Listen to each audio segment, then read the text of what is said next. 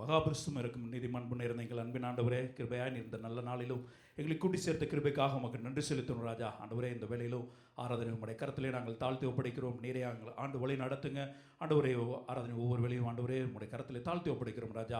பாடல் ஆராதனை, துதி ஆராதனை எங்களுக்கு ஆசீர்வாதமாக்கி தாங்க ஆண்டவரே. ஸ்தோத்திரம். உங்களுடைய சமூகத்தில் ஏறெடுக்க விடுகிற விண்ணப்பங்கள் உமக்கு பிரிதியாக இருப்பதாக ராஜா.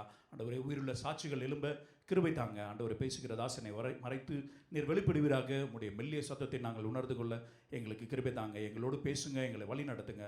வரதிடப்பட்ட மக்கள் யாரையும் துரிதமாய் கூட்டி சேருங்க. இந்த நாளிலும் எங்களை ஆண்டவரே பரிசுத்தப்படுத்துங்க. உங்களுடைய மன்னாவினால் எங்களை திருப்தியாக்குங்க, வழி நடத்துங்க. இயேசுவின் மூலம் ஜெபிக்கிறோம் எங்கள் ஜீவன் அன்பன் இருந்த நல்ல பிதாவே, ஆமென். நம் யாவரும் எழுமி நின்று சங்கீதத்தினால் கர்த்தருடைய நாமத்தை மகிமைப்படுத்துவோம். கர்த்தருடைய பரிசுத்த நாம ஸ்தோத்திரம். நாம் வாசிக்கும்படியாய் தெரிந்து கொள்ளப்பட்ட சங்கீதம் சங்கீதம் 138, Psalm 138. உம்மை என் முழு இருதயத்தோடும் துதிப்பேன், தேவர்களுக்கு முன்பாக உம்மை கீர்த்தனம் பண்ணுவேன். உமது பரிசுத்த ஆலயத்திற்கு நேராக நான் பணிந்து உமது கிருபை நிமித்தமும் உமது உண்மை நிமித்தமும் உமது நாமத்தை துதிப்பேன். உமது சகல பிரஸ்தாபத்தை பார்க்கிலும் உமது வார்த்தையை நீர் மகிமைப்படுத்தி இருக்கிறீர். நான் கூப்பிட்ட நாளிலே எனக்கு மறு உத்தரவு அருளினீர், என் ஆத்மாவிலே பலன் தந்து என்னை தைரியப்படுத்தினீர். கர்த்தாவே, பூமியின் ராஜாக்கள் எல்லாரும் உமது வாயின் வார்த்தைகளை கேட்கும் போது உம்மை துதிப்பார்கள். கர்த்தரின் மகிமை பெரிதா இருப்பதினால் அவர்கள் கர்த்தரின் வழிகளை பாடுவார்கள். கர்த்தர் உயர்ந்தராய் இருந்தும் தாழ்மையுடனே நோக்கி பார்க்கிறார், மேட்டிமையானவனையோ தூரத்திலிருந்து அறிகிறார். நான் துன்பத்தின் நடுவில் நடந்தாலும் நீர் என்னை உயிர்ப்பிப்பீர். என் சத்துருக்களின் கோபத்துக்கு விரோதமாக உமது கையை நீட்டுவீர். உமது வலதுகரம் என்னை ரட்சிக்கும். கர்த்தர் எனக்காக யாவும் செய்து முடிப்பார். கர்த்தாவே, உமது கிருபை என்றும் உள்ளது. உமது கரத்தின் கிரியை நிகழவிடாதிருப்பீராக. ஆமென். வாசிக்கப்பட்ட இந்த அதிகாரத்தில் நாம் வாசிக்கிறோம், நான் கூப்பிட்ட நாளிலே எனக்கு மறு உத்தரவு அருளினீர், என் ஆத்மாவிலே பலன் தந்து என்னை தைரியப்படுத்தினீர் என்று வாசிக்கிறோம். ஆனால் அதே சங்கீதக்காரன் 13வது சங்கீதத்தில் இப்படியாக சொல்கிறான். நான் அந்த வசனம் ஃபுல்லாகவே பார்த்திங்கன்னா ஒரு புலம்பலாகவே இருக்கும். ஒரு 6 வசனம் தான். கர்த்தாவே, எதுவரைக்கும் என்னை மறந்திருப்பீர், என் இருதயத்தில் சஞ்சலத்தை நித்தம் வைத்து எதுவரைக்கும் என் ஆத்மாவிலே ஆலோசனை பண்ணி கொண்டிருப்பேன். இப்படியே ஒரு புலம்பலாக இருந்தாலும் இவன் 5வது வசனத்தில் கூட நான் உம்முடைய கிருபையின் மேல் நம்பிக்கையாக இருக்கிறேன், உம்முடைய இரட்சிப்பினால் என் இருதயம் கலிகூரும் அப்படின்னு ஒரு ஆன்சர் கிடைக்காத ஒரு இடமா இருந்தால் கூட அடுத்த வசனம் இப்படி முடியுது, கர்த்தர் எனக்கு நன்மை செய்தபடியால் அவரை பாடுவேன். செய்கிற போகிறபடியால்னு கூட இங்கே இல்லை, கர்த்தர் எனக்கு நன்மை செய்தபடியால் அவரை பாடுவேன் அப்படின்ட்டு இந்த சங்கீதம் முடியுது. அதை உணர்ந்தவர்களாய் பாடலாம். மெய்தேவனை துதி, பெருநன்மை செய்தார், குமாரனை தந்துன்னை நேசித்தார், உன் பாவத்துக்காய் இயேசுவே மரித்தார், நீ மோட்சத்தில் சேர ஆருயிரிந்தார்.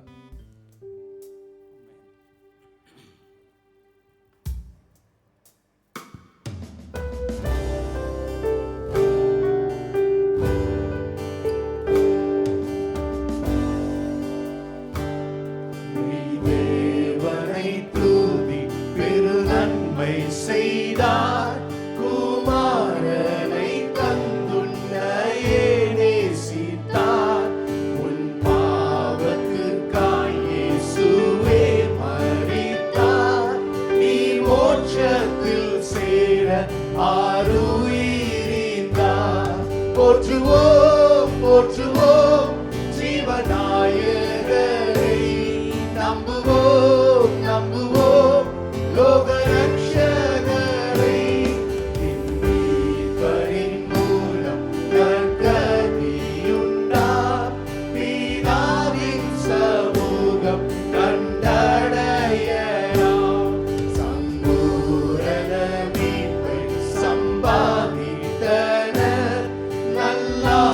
நல்லாசையுள்ளோர்க்கு நீ வேலை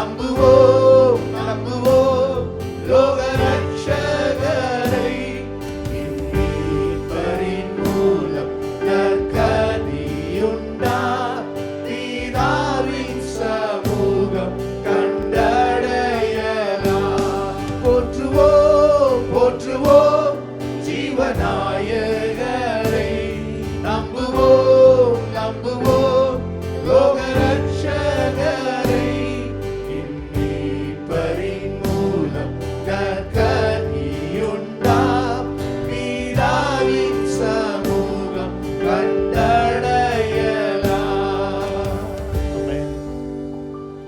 கொஞ்ச நேரம் கரங்களை உயர்த்தி கர்த்தரை ஸ்தோத்திரிக்கலாம். ஹல்லேலூயா. நன்றி ஆண்டவரை ஸ்தோத்திரிக்கலாமா? ஹல்லேலூயா ஹல்லேலூயா. கடந்த நாட்களில் கர்த்தர் கண்மணி அதை காத்து கொண்டிருக்கிறார். பலவீன நேரங்களில் நம்ம பலனை கொடுத்தார். ஹல்லேலூயா. Thank you Jesus. நன்றி ஆண்டவரை. இடைவிடாத உமக்கு நன்றி செலுத்துகிறோம் தகப்பனே. என்னை தேடி வந்த நல்ல தகப்பன், என்னை தேடி மீட்ட நல்ல தகப்பன். ஹல்லேலூயா. கொஞ்ச நேரம் ஸ்தோத்திரிக்கலாமா? ஆண்டவரை ஸ்தோத்திரம் ஆண்டவரே. ஜீவனை கொடுத்திருக்கிறீர். இந்த மாதத்துக்கு உண்டான எல்லா காரியங்களிலும் சந்தித்திருக்கிறீர். என் பலவீனங்களில் என்னை கூட இருந்திருக்கிறீர்.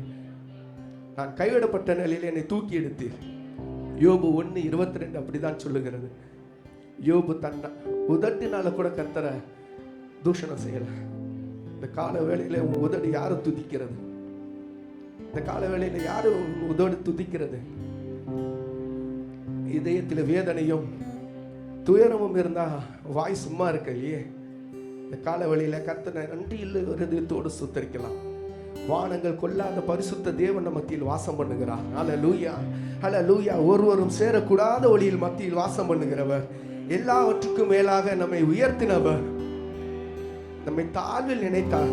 சங்கீதம் 138 அப்படிதான் வாசிக்கிறோம்.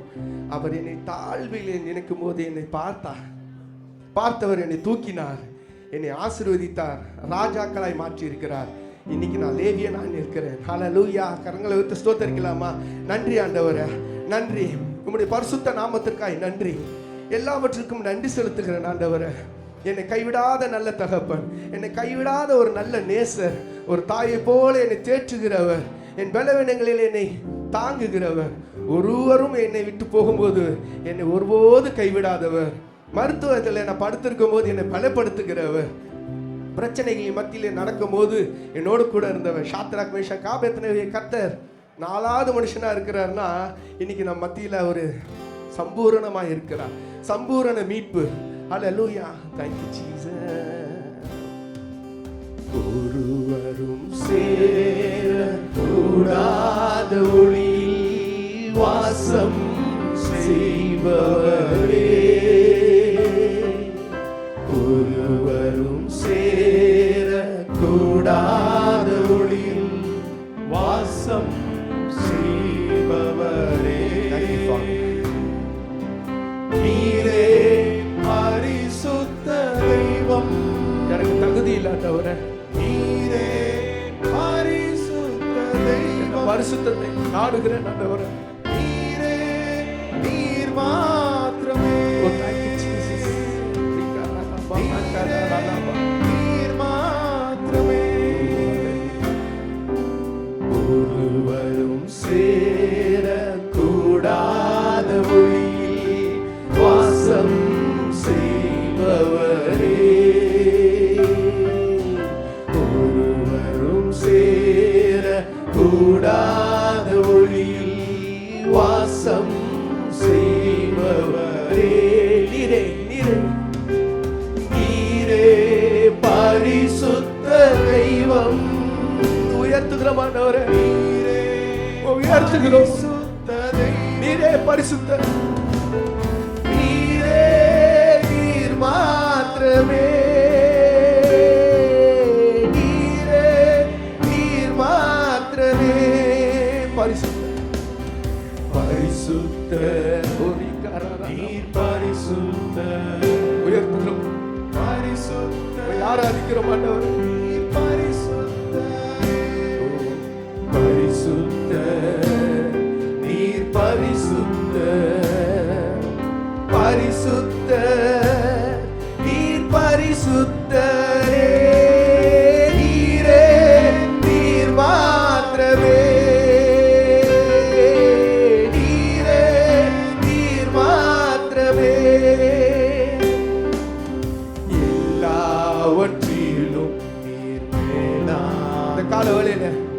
ஒப்பு கொடுப்போம். உன்னோட பிரஷியஸை ஒப்பு கொடு. சகலவற்றை உருவாக்குகிற தேவன். ஓ thank you Jesus. சர்வ வல்ல உள்ள தேவன், சர்வ வல்லமை உள்ளவர்.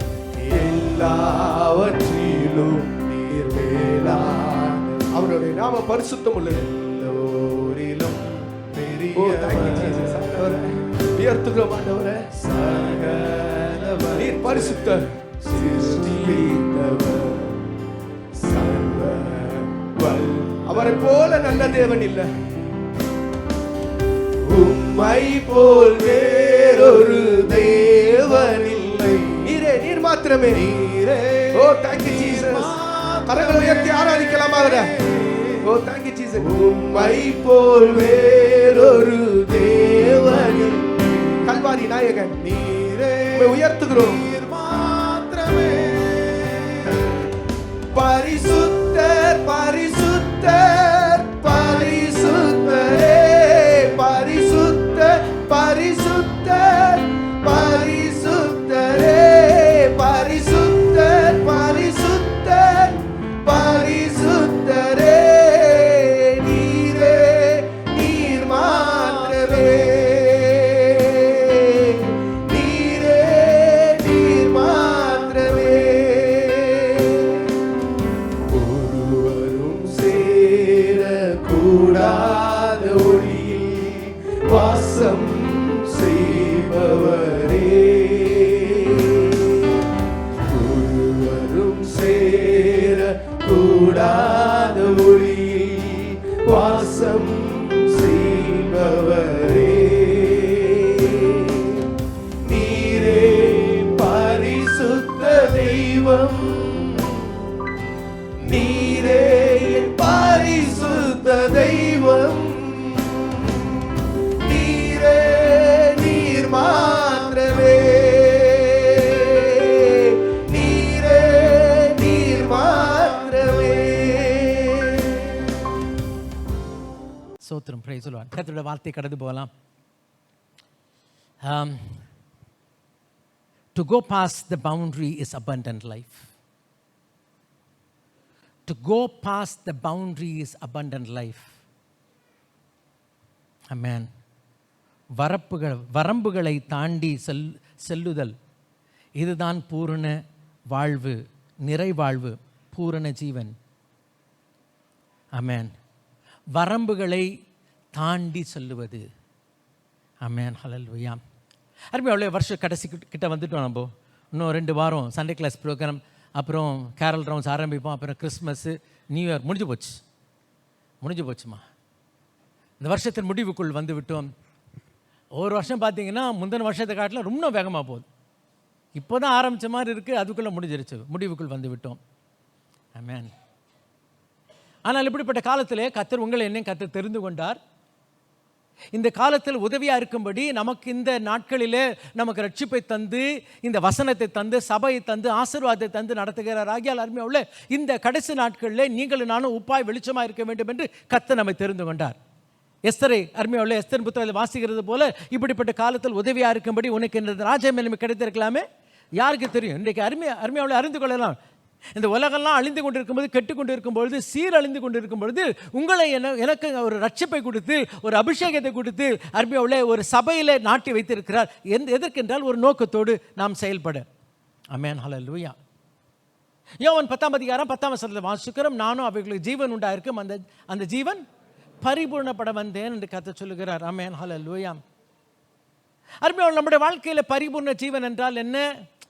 இன்னும் 2 கார் வாங்கணும், இன்னும் 2 வீடு வாங்கணும், இன்னும் 2 சொத்து வாங்கணும், இந்த பணம் சேர்க்கணும்.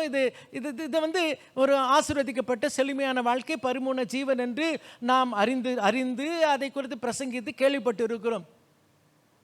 கர்த்தர் செய்கிறாருமா. இது வந்து நிச்சயமாக ஆண்டவர் வந்து நம்ம பிச்சைக்கார ஆக்கிற தேவன் அல்ல.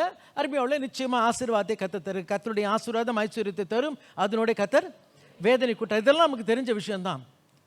ஆனால் இந்த காலவெளியில் அருமையாவுள்ள நாம் இன்னொரு வித்தியாசமான ஒரு காரியத்தை, நாம் முக்கியமான காரியத்தை பார்க்கலாம். இது வித்தியாசம் முக்கியமாக இருந்தாலும் மிக மிக எளிமையான ஒரு காரியம். மிக எளிமையான காரியம். இந்த வருஷம் முழுவதும் அருமையாளே நாம் தியானித்த ஒரு செய்தி தலைப்பு என்னவென்றால் சங்கிலிகள் அறுக்கப்பட்டு நாம் போவது. To break the chain. So that's what we've been meditating the entire year. பலவிதமான விதத்திலே அருமையாளே நீங்களும் நானும் கட்டப்பட்டவளா இருக்கிறோம். அந்த கட்டுகளை கர்த்தர் அறுத்து போடுகிறார். பல நேரங்களில் அந்த கட்டுகள் எங்க இருக்குன்னா இங்க இருக்கு, சிந்தையில் இருக்குமா. இந்த கட்டுகள் நம்முடைய மனதில் கட்டுகள் இருக்கிறபடினாலே அதை தாண்டி போவது தான் தேவனுடைய சுத்தமாய் அருமையாளே காணப்படுகிறது. ஆமென். ஸோ இந்த காலவெளியில் நாம் பார்க்க போகிறது another familiar passage or few familiar passages in the Bible. வேதாகமத்தில் காணப்படக்கூடிய சில பரிச்சயமான வேத பகுதிகளை பார்க்க போகிறோம். Let us begin with what we saw last week. போன வாரம் பார்த்த வேத பகுதியில் நாம் ஆரம்பிக்கலாம். போன வாரம் நாம் பார்த்தோம், யாரை குறித்து பார்த்தோம்? நாகமானை குறித்து பார்த்தோம். 2 ராஜாக்கள் 5ஆம் அதிகாரம். ஆமென், ஹல்லேலூயா. வாசிக்கலாம். 2 ராஜாக்கள் 5ஆம் அதிகாரம் முதல் 3 வசனங்களை வாசிக்கலாம். சீரிய ராஜாவின் படைத்தலைவனாகிய நாகமான் என்பவன் தன் ஆண்டவனிடத்தில் பெரிய மனுஷனும் எண்ணிக்கையுள்ளவனுமாய் இருந்தான். அவனை கொண்டு கர்த்தர் சீரியாவுக்கு ரட்சிப்பை பெரிய ரட்சிப்பை கட்டளையிட்டார். அவனை கொண்டு கர்த்தர் சீரியாவுக்கு பெரிய ரட்சிப்பை கட்டளையிட்டார். சில நேரத்தில் சில சாட்சி இருக்கு பாருங்க, மற்றவங்களுக்கு பெரிய சூழ்ச்சி அல்லாட்டி பாதிப்பு. சில நேரத்தில் சிலருடைய சாட்சி மற்றவர்களுக்கு பாதிப்பாய் பார்க்கிறோம். பல ஆண்டுகளுக்கு முன்பாக யூஎஸ்ல ஒரு மீட்டிங்கில் ஒரு கேதரிங்கில் பேசி கொண்டிருந்த பொழுது அந்த இடத்துல ஒரு பெரிய ஒரு பிஸ்னஸ் மேன் அங்கே இருந்தார். அவர் அலாஸ்கா பகுதியை சேர்ந்தவர். Alaska, most of you might know that, மிக மிக குளிர் நிறைந்த ஒரு தேசம் பகுதி. அலாஸ்கா பகுதியை சார்ந்தவர். அப்போ பேசும்போது பொதுவாக குளிர் ஜாஸ்தி இருக்கும்.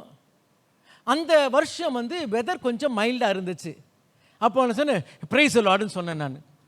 அவர் சொன்னேன், no pastor, don't say praise the lord. என்னன்னா அவர் விறகு வியாபாரம் பண்ணுறார். அந்த ஊரில் அவருக்கு குளிர் ஜாஸ்தி இருந்துச்சுன்னா விறகு வியாபாரம் நல்லா நடக்கும். சரி, இங்கே பார்த்தீங்கன்னா ஒருத்தருடைய பிரைஸ் மற்றருக்கு எப்படி இருக்கு? இங்கே பார்த்தீங்கன்னா இங்கே கர்த்தர் நாகமானுக்கு ஒரு பெரிய ஜெயத்தை கட்டளையிட்டார். மறுபடியும் வாசிக்கலாம் அந்த பகுதியை. சீரிய ராஜாவின் படைத்தலைவனாகிய நாகமான் என்பவன் தன் ஆண்டவனிடத்தில் பெரிய மனுஷனும் எண்ணிக்கையுள்ளவனுமாய் இருந்தான். அவனை கொண்டு கர்த்தர் சீரியாவுக்கு ரட்சிப்பை கட்டளையிட்டார். அப்படின்னா அர்த்தம் என்னன்னா, அடுத்தது வாசிச்சீங்கன்னா விளங்க உங்களுக்கு. தொடர் வாசிக்கலாம். மகா பராக்கிரமசாலியான அவனோ குஷ்டரோகியாக இருந்தான்.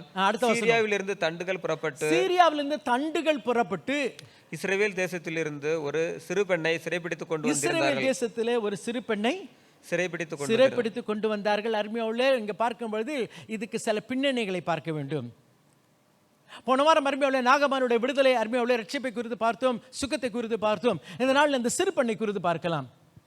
ஒருவேளை கேட்கலாம், ஐயா நாகமான் வாழ்க்கையில் பரிபூர்ண ஜீவன் விளங்குது, அவன் குஷ்டரோகியாக இருந்தான். அதுக்கு பிறகு பார்த்தீங்கன்னா அவன் அவனுடைய சரீரம் எல்லாம் முழு தலையில் உச்சத்தலை உள்ளங்கால் வரைக்கும் ஒரு புது தோல் வந்தது, சிறு பிள்ளை போல மாறினா அது பரிபூர்ண ஜீவன் விளங்குது.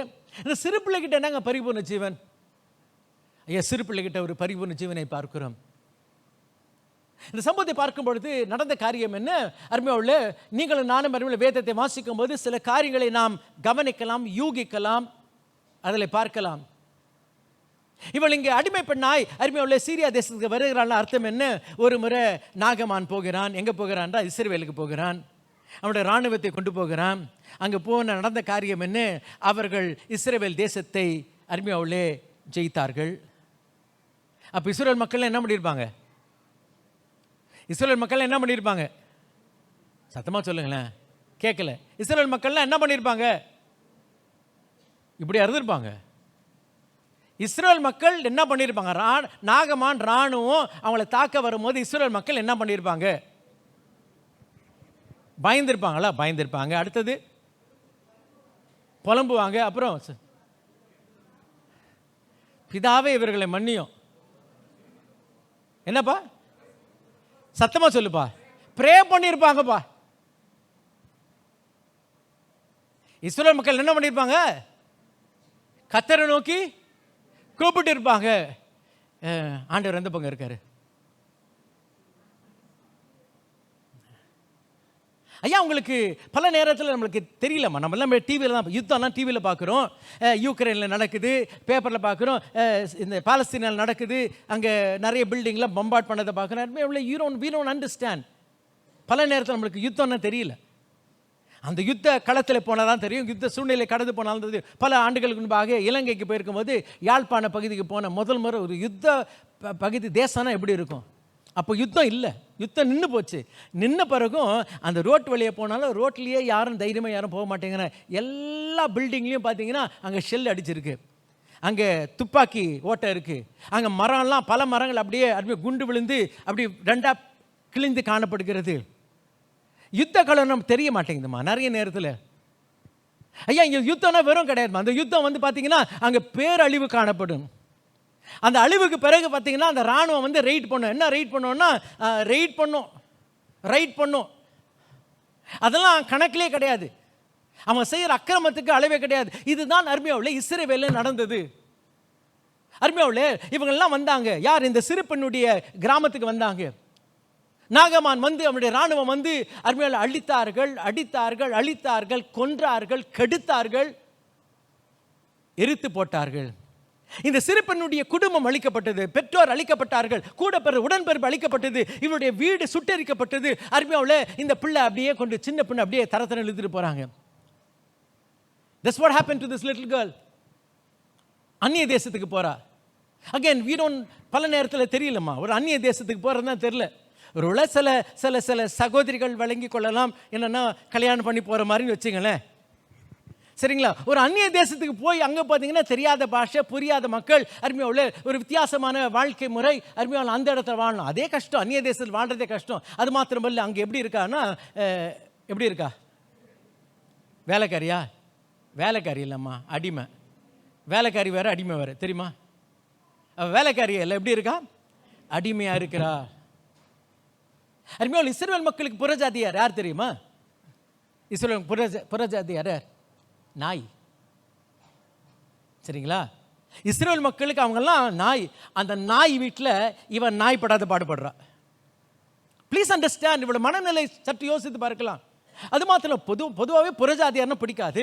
அதில் இவர் யாருங்க? இவர் குஷ்டரோகி, துரோகி, சண்டாள பாவி, என் குடும்பத்தை அழிச்சவன்.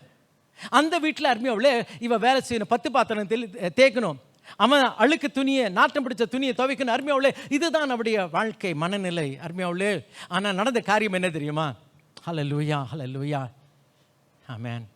அவள் சொல்கிறா அவங்க அம்மா கிட்ட, அம்மா ஐயாவை சமாரியாவுக்கு போக சொல்லுங்க, அவருக்கு என்ன கிடைக்கும்? அருமையாவில் இது என்ன ஆச்சு தெரியுமா? அவள் வரம்பை மீறினாள். அவளோட வாழ்க்கையில் என்ன வரம்பு தெரியுமா? எனக்கு அவங்க கெட்டதை செஞ்சாங்க, என் குடும்பத்தை அழிச்சாங்க. அருமையாவில் இன்னைக்கு நான் இப்படி இருக்கிறதுக்கு காரணமே அவங்க தான் காரணம். இந்த குடும்பம் தான் காரணம். ஒவ்வொரு நாளும் மனசில் அருமையாவில் அந்த குடும்பத்து மீது ஒரு கசப்பு, ஒரு குரோதம், ஒரு வெறுப்பு. அருமையாவில் தப்பா சொல்ல, இதுதான் இருக்கும், இதுதான் அப்படி இருந்துச்சு. ஆனால் அவளுடைய வாழ்க்கையில் என்ன நடந்துச்சு தெரியுமா? அந்த ஒரு வரம்பை, அந்த ஒரு மனநிலையை தாண்டி வந்து நற்செய்தியை கூறினாள். இன்றைக்கு அருமையாவில் அபண்டன்ட் லைஃப்னா என்ன தெரியுமா? இன்றைக்கு நிறைய காசு, பணம், செல்வாக்கு, வசதி வாழ்க்கை இல்லை. இன்றைக்கு பலவிதமான வரம்புகள் இல்லை. நீங்கள் நானும் கட்டப்பட்டவளாக இருக்கிறோம், அதை மீறி போக முடியல. ஆலயத்துக்கெல்லாம் வரும், எல்லாம் பண்ணும், ஆனால் அவங்க மூஞ்ச பார்த்த உடனே என் மூஞ்சி திடீர்னு மாறிடும். ஏன்னா அது என் வரம்பை குறிக்கிறது. நல்லா இருக்குமா?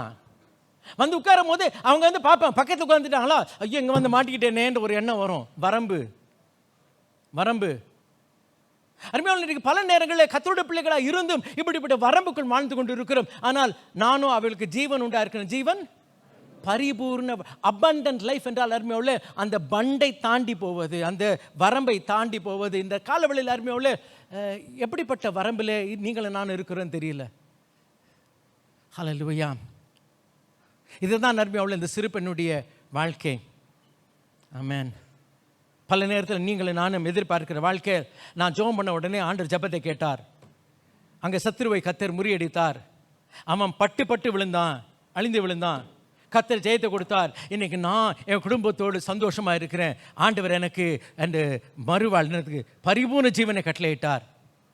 சொல்ல ஆசை தான், அப்படி இல்லை. அவளுக்கு அப்படி இல்லை. ஆனால் அவளுக்குள் ஒரு அருமையான பரிபூர்ண ஜீவன் காணப்பட்டது. வேதனை மத்தியில், சோதனை மத்தியில், கஷ்டங்கள் மத்தியில், வியாகுலத்தின் மத்தியில், அடிமை வாழ்க்கையின் மத்தியில் அருமையாவளே அவளுக்கு ஒரு பரிபூர்ண ஜீவன் இருந்தது. ஆமென், ஹல்லேலூயா.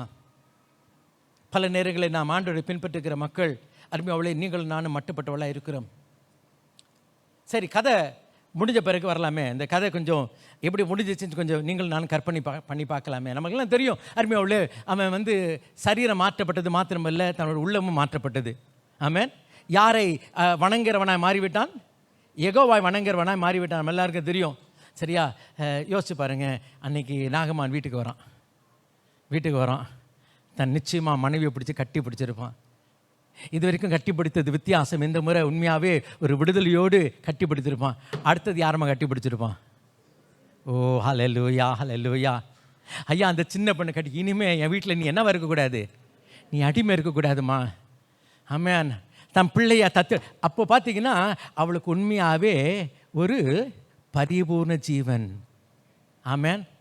இந்த பரிபூர்ண ஜீவன் தான் நம்ம யோசிச்சிருக்கோம். ஆனால் இதுக்கு முன்னாடி ஒரு பரிபூர்ண ஜீவன் வரணும். அது எங்கே வரணும்னா அவன் மனசுக்குள்ளே வரணும்.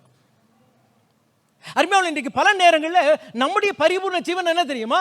அங்கே நாகமான் என்ன அடிமை இல்லை, பிள்ளை மாதிரி நடத்தணும், எனக்கு காசு கொஞ்சம் எக்ஸ்ட்ரா கொடுக்கணும், எனக்கு பாக்கெட் மணி எக்ஸ்ட்ரா கொடுக்கணும், எனக்கு அப்பப்போ புது உடுப்பு வாங்கி கொடுக்கணும். இது பரிபூர்ண ஜீவன் என்று நினைத்து கொண்டிருக்கிறோம். அதுக்கு முன்பதாக ஒரு பரிபூர்ண ஜீவன் நீங்கள் நானும் அனுபவிக்க வேண்டும். அது எங்கே தெரியுமா? நம்முடைய மனசில், நம்முடைய சிந்தையில். அந்த கசப்புகளை தாண்டி என்னால் போக முடிகிறதா? இல்லை அவட்டால் எல்லாருமே நான் வரேன் போகிறேன், ஆயத்த கூட்டத்துக்கு வருவேன், சிலது வராமல் போவேன், கம்யூனியனுக்கு வரேன் போவேன், ஆலயத்துக்கு வரேன், இதெல்லாம் இருக்கட்டாங்க. ஆனால் தொடர்ந்து என் வாழ்க்கையில் அந்த கசப்புகளோடையே வாழ்ந்து கொண்டு இருக்கிறேன். அந்த எண்ணம் வந்தாலே என்னை கட்டி வைத்து விடும். என்னை அப்படி கட்டி வச்சிருமா. சில நேரத்தில் எனக்கு அது பாருங்கள், எனக்கு ஒரு ஒத்த தலைவலி வரும். ஏன்னா ஒத்த தலை ஏன் வராமல் இருக்கும்? அது வரும், எல்லாம் வரோம்மா. ஏன் தெரியுமா? நாம் கட்டப்பட்ட நிலையில் இருக்கிறோம். நம்ம அதை விட்டு வெளியே வர முடியலம்மா. ஆனால் அதே நேரத்தில் ஆண்டவரே என்னை ஆசீர்வதியும், என் எல்லை பெரிதாக்கும், யாபேசின் ஜெபத்தெல்லாம் ஜெபிக்கிறோம், எல்லாம் ஜெபம் பண்ணி பாரு, நடக்காதுமா. அந்த பரிபூர்ண ஜீவன் எங்கே இருக்குன்னா, இந்த பரிபூர்ண ஜீவனுக்கு வெளியே கால் எடுத்து வச்சா அந்த பரிபூர்ண ஜீவன். There are two abundant lives. ஆமென். 2 பரிபூர்ண ஜீவன். ஒன்று என்ன பார்த்தீங்கன்னா, நாகமான் வீட்டுக்கு வந்த பிறகு பரிபூர்ண ஜீவன். ஆமென். அவளுக்கு வாழ்க்கையே மாறிடுச்சு, வாழ்க்கை முறையே மாறிடுச்சு. அதுக்கப்புறம் அவள் அடிமை கிடையாது, அவள் பொண்ணா மாறிட்டா. அருமையால செல்வாக்கு வந்தது. அது பரிபூர்ண ஜீவன் தான். நம்ம எல்லாருக்கும் தெரியும், அதான் ஆசைப்படுறோம். உண்மை, கர்த்தர் இதை செய்ய வல்லவராக இருக்கிறார். அது எங்கே இருக்குன்னா, இந்த பரிபூர்ண ஜீவனை நான் பெற்ற பிறகு அதை பெற்றுக்கொள்ள முடியும். ஆமென். ஆனால் இன்னைக்கு இது இல்லையம்மா. இந்த வரம்பிலேருந்து என்னால் முடியலையே. எவ்வளோ வசனத்தை கேட்குறேன், எவ்வளோ செய்தி கேட்குறேன். இந்த வருஷத்தின் கடைசிக்குள்ளே வந்துட்டு எவ்வளோ வசனத்தை கேட்டோம். எத்தனை முறை கர்த்தர் பேசினார், ஆனாலும் என்னால் மாற முடியலையே. காரணம் என்னவென்றால் அருமையாவளே, நீங்களும் நானும் அருமையாவளே அந்த வரம்புக்கு உட்பட்டவளாக இருக்கிறோம். We are unable to go past that boundary. We are unable to go past that boundary. Sometimes it might be a trivial thing. It might be a very simple, ஒரு எளிமையான காரியமாக இருக்கலாம். எரேமியாவின் புத்தகத்தில் வாசிக்கிறோம் 5ஆம் அதிகாரம் நினைக்கிறாங்க. பார்த்தீங்கன்னா கடலுக்கு எல்லை என்ன வச்சுருக்காரு? மணலுமா. எந்த மணல்? கையில் பிடிச்சா கூட கையில் கூட நிற்காம கீழே போயிடுது. அந்த ஓட்டக்குள்ளே போயிடுது. அந்த மணல் எதை தடுத்துருதான்? சொல்லுங்களேன். கடலையே தடுக்குதாம்மா. சில நேரத்தில் இந்த சின்ன சின்ன சின்ன காரியங்கள் அருமையாவில் இன்றைக்கு அருமையாவில் நமக்கு ஒரு பெரிய தடையாக இருக்கிறதை பார்க்கிறோம். இந்த காலவெளியில் அருமையாவில், are you able to have abundant life? கர்த்தருடைய பிள்ளைகளாக நாம் இந்த பரிபூர்ண வாழ்வை நாம் அனுபவிக்கிறோமா? என்னால் அவங்கள மன்னிக்க முடியுதா? இல்லாவிட்டால் அருமையாவில் அந்த மன்னியாமே எனப்படுகிற வரம்புக்குள் நான் கட்டப்பட்டு மட்டுப்பட்டு காணப்படுகிறேன்னா? ஹல்லேலூயா, ஹல்லேலூயா. abundant life. இன்னொரு நபரை குறித்து வாசிக்கலாம். again another a small person in the Bible. வேதாமத்தில் காணப்படுகிற இன்னொரு சிறு பிள்ளை குறித்து வாசிக்கலாம். இந்த பொதுவாக இந்த சிறு பிள்ளைங்க இருக்காங்க பாருங்க, அவங்களுக்கு என்ன இல்லை? வரம்பு இல்லைம்மா. ஹல்லேலூயா. ஆகையெல்லாம் ஆண்டவர் சொல்லிட்டா, நீ தேவனுடைய ராஜ்யத்தை அடையணுமா, யாரை போல? ஏன்னா பெரியவங்களாம் சண்டை போடுவாங்க, எல்லாம் பண்ணும். அடுத்த நாள் சின்ன பிள்ளை வந்து பார்த்து சிரிச்சிட்டு வந்து நிற்கும். ஆமேன். ஏன் என்ன இல்லை? வரம்பு. ஹல்லேலூயா. இன்றைக்கி என்ன பண்ணுறதுமா, நம்மளுக்கு இந்த கேடுகிட்ட வரம்பு அப்படியே நம்மளை அப்படியே தடுத்துருது. ஆகையால் தான் நீங்களும் நான் ஒரு சிறு பிள்ளை போல மாற வேண்டும். இன்னொரு சிறு பிள்ளையை வாசிக்கலாம், மறுமையை வாசிக்கலாம். இதெல்லாம் வேதாந்தத்தில் நம்ம தெரிஞ்ச கதைங்க. லிட்டரலி இது சண்டே கிளாஸ் மெசேஜ். இது சண்டே கிளாஸ் பிள்ளைங்க செய்தி. ஆனால் கத்தத்தாமே இந்த காலவெளியில் நம்மோடு பேசுவாராக. யோவான் 6ஆம் அதிகாரத்துக்கு கடந்து போகலாம். யோவான் 6ஆம் அதிகாரம் மறுமையை ஆயத்த கூட்டத்தில் நாம் பார்த்த காரியம், சமீபத்தில் பார்த்த காரியம் என்ன பார்க்குறோன்னா, அந்த ஒரு யோவான் ஒரு பின்னணியை சொல்லுகிறதை பார்க்கிறோம். என்ன பின்னணியா? அந்த காலம் என்ன காலம்? பஸ்கா பண்டிகையின் காலம். வாசிக்கலாமா? முதல் 9 வசனங்களை வாசிக்கலாம். இவைகளுக்கு பின்பு இயேசு திபேரியா கடல் என்னப்பட்ட கலிலேயா கடலின் அக்கறைக்கு போனார். அவர் வியாதிக்காரிடத்தில் செய்த அற்புதங்களை திரளான ஜனங்கள் கண்டபடியால் அவருக்கு பின் சென்றார்கள். இயேசு மலையின் மேல் ஏறி அங்கே தம்முடைய சீஷருடைய கூட உட்கார்ந்தார். அப்பொழுது யூதருடைய பண்டிகையாகிய பஸ்கா சமீபமாயிருந்தது. இயேசு தம்முடைய கண்களை ஏறெடுத்து திரளான ஜனங்கள் தம்மிடத்தில் வருகிறதை கண்டு பிலிப்புவை நோக்கி, இவர்கள் சாப்பிடத்தக்கதாக அப்பங்களை எங்கே கொள்ளலாம் என்று கேட்டார். தாம் செய்ய போகிறதை அறிந்திருந்தும் அவனை சோதிக்கும்படி இப்படி கேட்டார். சரி, இந்த சம்பவத்தை அருமையாளி, இது மிக மிக முக்கியமான விசேஷித்த சம்பவம், அற்புதம். வேதாமத்திலே சுவிசேஷங்களில் காணக்கூடிய ஒரே ஒரு அற்புதம், 4 சுவிசேஷத்தில் பார்க்கக்கூடிய அற்புதம் இதுதான். அது ஏன்? இந்த பரிபூர்ண வாழ்வுக்காக இந்த ஒரு அற்புதத்தை பார்க்கிறோம். இயேசு மரித்தோர் உயிர்ப்பித்தார், அந்த அற்புதத்தை நாம் பார்க்கவில்லை. குஷ்ரோகியை சுகமாக்கினார், அந்த அற்புதத்தை பார்க்கவில்லை. பிசாசுகளை துரத்தினார், அந்த அற்புதத்தை பார்க்கவில்லை. ஏன்? இயேசு பிறப்பை குறித்து பார்க்கிறோம், 4 சுவிசேஷம் பிறப்பை குறித்து பார்க்கவில்லை. சோதனை குறித்து பார்க்கிறோம், அது 4 சுவிசேஷத்தில் பார்க்கவில்லை. மருவ மலையின் அனுபவம், ஒரு மகத்துவமான அனுபவம், அது கூட 4 சுவிசேஷத்தில் பார்க்கவில்லை. ஆனால் இந்த ஒரு 5 அப்பங்களை கொண்டு அநேக ஆயிரம் போஷித்த இந்த அற்புதம் 4 சுவிசேஷத்தில் பார்க்கிறோம். இதை வாசிக்கும் போது 4 சுவிசேஷம் சேர்த்து வாசிச்சிங்கன்னா இன்னும் நல்லா விளங்கும், அது ஆசீர்வாதமாக இருக்கும். யோவான் ஒரு வரைபடத்தை தருகிறேன், பின்னணி தருகிறேன். என்னமா, அந்த காலம் வந்து பஸ்கா பண்டிகையின் காலம், அது ஒன்று நம்மளுக்கு விளங்குது. மார்க்கு, லூக்கா, மத்தேயு சுவிசேஷத்தில் பார்க்கும்பொழுது அவர்கள் இன்னொரு பின்னணி தருகிறதை பார்க்கிறோம். குறிப்பாக மார்க்கு சுவிசேஷத்தை கடந்து போகலாம். மார்க்கு 6ஆம் அதிகாரம் முதல் 6 வசனத்தில் என்ன பார்க்கிறோம் என்றால், அருமையாவுள்ள 6 வசனத்தில் இயேசு ஊழியம் ஒன்றும் நடக்கலை. இயேசு ஒரு பிரயோஜனமற்ற ஊழியத்தை செய்தார். இதெல்லாம் கொஞ்சம் கேட்கும்போது கொஞ்சம் கஷ்டமாக தான் இருக்கும், உண்மை அதுதான். 6ஆம் அதிகாரம் 6ஆம் வசனத்தை வாசிக்கலாம். அங்கே அவர் சில நோயாளிகள் மேல் கைகளை வைத்து அவர்களை குணமாக்கினதுமே அன்றி வேறொரு அற்புதம் செய்யக்கூடாமல். ஸோ ஆண்டவரால் ஊழியம் செய்ய கூடாத நிலை தான் எங்கே பார்க்கிறோன்னா, மார்க்கு 6ஆம் அதிகாரம் முதல் 6 வசனம். காரணம் என்ன? தன் ஜனங்களை என்ன பண்ணலாம், அவங்கள அவரை ஏற்றுக்கொள்ளவில்லை. கப்பர்நகூம் போகிறாரு. அவர் பார்த்தா வந்து பார்த்தீங்கன்னா, a prophet is not recognized. தீர்க்கதரிசி அவன் சொந்த ஊரில் ஏற்றுக்கொள்ளப்பட மாட்டாங்கன்னு சொல்லிட்டு நடந்த சம்பவம். ஸோ இயேசுக்கே ஒரு அன்ப்ரொடக்டிவ் மினிஸ்ட்ரி இருந்ததுன்னு பார்க்குறோம். அதான் நடந்துச்சு அங்கே. That is number 1 background. அடுத்தது பார்க்கும்பொழுது 7ஆம் வசனத்திலிருந்து 12ஆம் வசனம் 12, 13 வரைக்கும் பார்க்கும்பொழுது என்ன பார்க்குறோன்னா, இந்த 12 பேரை ஊழியத்துக்கு அனுப்புகிறார். ஆமென். ஸோ இயேசு 6 வசனத்தில் கப்பரம் உள்ள ஊழியம் செஞ்சார், அந்த ஊழியம் ஒன்றும் ஆகலை. அப்புறம் 12 பேர் என்ன பண்ணுறாங்க, ஊழியத்துக்கு போகிறாங்க, வராங்க. அந்த சம்பவத்தை வாசிக்கிறோம். அதுக்கு பிறகு 14ஆம் வசனத்திலேருந்து அருமையுள்ள 29ஆம் வசனத்துக்கு நான் வாசிக்கிறோன்னா, யோவான் ஸ்நானகன் சிறைசேதம் பண்ணப்பட்டான். The death of John the Baptist. பார்க்குறோமா இல்லையாமா? யோவான் ஸ்நானகன் யாரு? இயேசுவுக்கு சத்தமா, இயேசுவுக்கு என்னம்மா? வழி ஆயத்தம் பண்ணும். வழி ஆயத்தம் பண்ணும். யோவான் ஸ்நானகன் யார்? இயேசுவுக்கு கசன்மா. இது உடனே பண்ண வழிலாம் ஆகிங்க போயிட்டாங்க, வங்க ஸ்பிரிச்சுவலாக போயிட்டாங்க. ஐயா, இயேசுனுடைய கசனுமா, சொந்தக்காரன், ஒன்று விட்ட சகோதரன், இயேசு சொந்தக்காரம்மா. Do you know what it is? அருமையாக நீங்கள் பார்க்கும்போது ஸோ இந்த மனநிலை தயவு செய்து அறிந்து கொள்ளலாம்.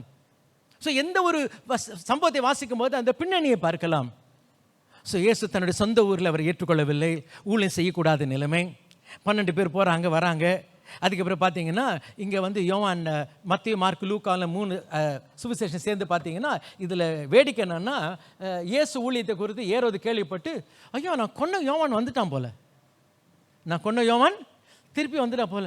இல்லை எனக்கு வந்து அவர் வேடிக்கை கொஞ்சம் பார்க்கணுன்னு ஆசை, யாராவது கொஞ்சம் கூப்பிட்றீங்களா, அவர் என் முன்னாடி கொஞ்சம் ஃபிலிம் ஷோ காட்டுட்டோம் இயேசு. ஐயா எந்த அளவுக்கு கோவம்னா என்னன்னு கூப்பிடுறாரு இவனை, அந்த நரி. So you know the background. So Jesus is very upset. Jesus is very upset. இந்த சூழ்நிலையில் வாசிக்கலாம், மார்க்கு 6ஆம் அதிகாரம் 30ஆம் வசனத்துக்கு போகலாம். 29-30 வாசிக்கலாம். அவனுடைய சீஷர்கள் அதை கேள்விப்பட்டு வந்து அவன் உடலை எடுத்து ஒரு கல்லறையில் வைத்தார்கள். அப்பொழுது அப்போஸ்தலர் இயேசுவினிடத்தில் கூடி வந்து தாங்கள் செய்தவைகள் உபதேசித்தவைகள் யாவையும் அவருக்கு அறிவித்தார்கள்.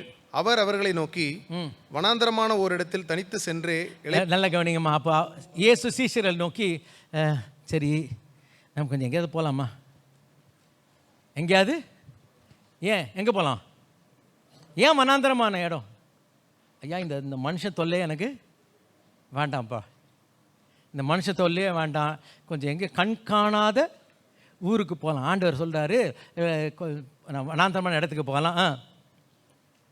வாசிப்பா. வனாந்தரமான ஒரு இடத்தில் தனித்து சற்றே இளைப்பாறும்படி போவோம். நேரத்தில் ஊழியத்தில் என்ன இல்லை, ரெஸ்டே கிடையாதுமா, ஊழியத்தில் ரெஸ்டே கிடையாது. சரிங்களா? இயேசு கூட எதுக்கு போனார், ரெஸ்ட் எடுக்க போனார். பைபிளில் போட்டிருக்கம்மா, அவர் கூட ரெஸ்ட் எடுக்க போனார். சரிங்களா? அதுட்டு சில நேரத்து ஊழியத்தில் என்ன வேணும், ரெஸ்ட்டு கொஞ்சம் வேணும். ஆனாலும் என்ன பண்ணுறது, வேணும் தான், ஆனால் அதெல்லாம் நடக்காது. வாசிக்கலாமே. போனார். சற்றே இளைப்பாறும்படி போவோம் வாருங்கள் என்றார். ஏனெனில் வருகிறவர்களும் போகிறவர்களும், வர்றவங்க போகிறவங்க இப்படி எப்படி இருக்கிறதுனால ஒரு வேலைக்கு உட்கார்ந்து சாப்பிட முடியுதா, தாகத்துக்கு ஒரு தண்ணி குடிக்க முடியுதா? வசனம் வாசிங்க. ஏனெனில் வருகிறவர்களும் போகிறவர்களும் அநேகராய் இருந்தபடியினால் போஜனம் பண்ணுகிறதற்கும் அவர்களுக்கு சமயம் இல்லாமல் இருந்தது. ஐயா நான் சொல்றது உண்மைதானே? எது கூட டைம் இல்லையா, சாப்பிட்றது கூட டைம் இல்லை. So please understand, this is the background. இதுதான் அருமையாக இந்த அற்புதத்துக்கு பின்னணி. உட்காந்து சாப்பிட கூட நேரம் இல்லை. ஒரு பக்கம் யோவான் இறந்து போனால் மன அழுத்தம், இன்னொரு பக்கம் பார்த்தீங்கன்னா நான் கப்பர்நகூமுக்கு போனேன், அந்த கப்பர்நகூமில் என் ஊழியம் எடுபடலை. சீசனை போயிட்டு வராங்க, அவங்கெல்லாம் சொல்கிறாங்க, சரி இருக்கட்டப்பா, ரொம்ப சந்தோஷம், நம்ம என்ன பண்ணலாம், கொஞ்சம் தனியாக எங்கேயாவது கொஞ்சம் பிரேக் எடுக்கலாமா, தனியாக பிரேக் எடுக்கலாமா?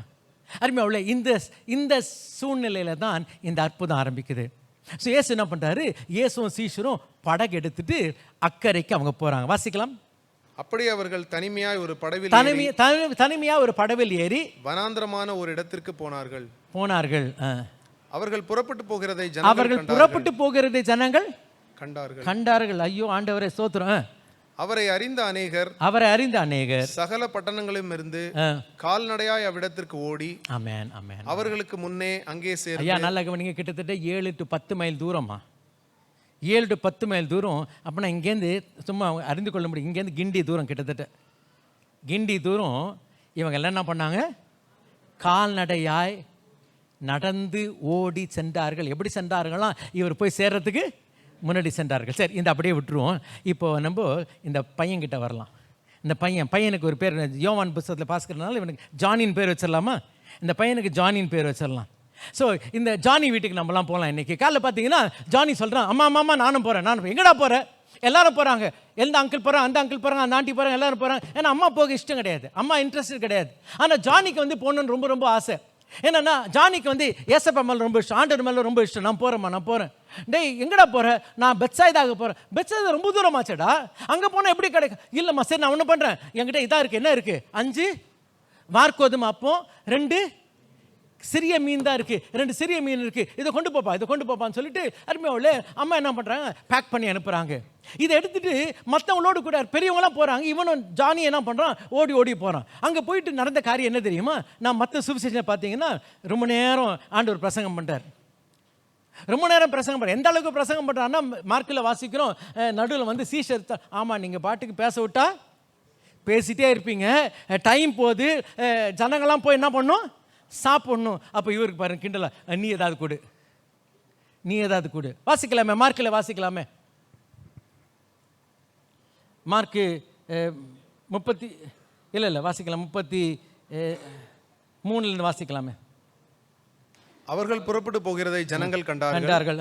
அவரை அறிந்த அநேகர் சகல பட்டணங்களும் இருந்து கால்நடையா அவ்விடத்திற்கு ஓடி அவர்களுக்கு முன்னே அங்கே சேர்ந்து அவரிடத்தில் கூடி வந்தார்கள். இயேசு கரையில் வந்து அநேக ஜனங்களைக் கண்டு அவர்கள் மெய்ப்பனில்லாத ஆடுகளைப் போல் இருந்தபடியால் அவர்கள் மேல் மனதுருகி அநேக காரியங்களை அவர்களுக்கு உபதேசிக்க தொடங்கினார். ஆமென். அவர் தொடங்கினா முடிப்பாரா? சரிங்களா? அவர் பாட்டுக்கு போயிட்டே இருக்கிறார், நிறைய காரை உபதேசிக்கிறாரு, வசனம் சொல்லிக்கிட்டே இருக்கிறாரு.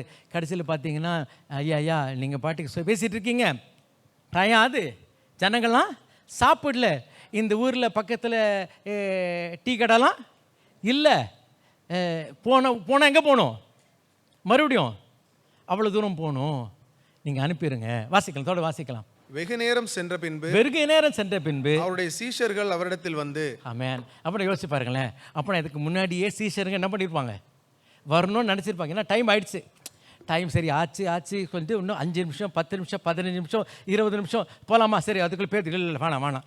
அப்படின்னா வெகு நேரம் சென்று, அதாவது வரம்பை மீறி வெகு நேரம் சென்ற பின்பு சீஷர்கள் போய் என்ன பண்ணுறாங்க, சொல்லுங்கம்மா. இது வனாந்திரமான இடம், வெகு நேரமும் ஆயிடுச்சு. இவர் தான் கூட்டிகிட்டு வந்தார். எங்கே இதை ஆண்டவருக்கே சொல்கிறாங்க, இதை பாருங்கள், நீங்கள் பாட்டுக்கு பேசுகிறீங்க, உங்களுக்கே மறந்துட்டீங்க, இது என்ன இடம், வனாந்திர இடம், ஒன்றுமே கிடைக்காது, வெகு நேரம் ஆயிற்று, புசிக்கிறதற்கும் இவர்களிடத்தில் ஒன்றுமில்லை, புசிக்கிறது இவர்களிடம் ஒன்றும் இல்லை.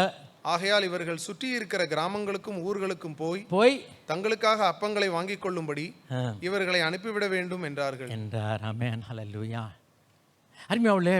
ஸோ இதை தாமா சூழ்நிலை. அப்படி இருக்கும் பொழுது நடந்த காரியம், இப்போ வேறு ஜானி வீட்டுக்கு வரலாம். ஜானி ஓடி போகிறான். ஓடி போனோடனே அங்கே காலையிலேருந்து சாயங்காலம் வரைக்கும் என்ன பண்ணுறான், வசனத்தை கேட்டுட்டு இருக்கான். வசனத்தை கேட்டு இந்த டைம் வந்தபோது நடந்த காரியம் என்ன, மற்ற பிள்ளைங்கள்லாம் அழ ஆரம்பிச்சிட்டாங்க. ஏன் அழறாங்க, என்ன அது, பசிக்குது.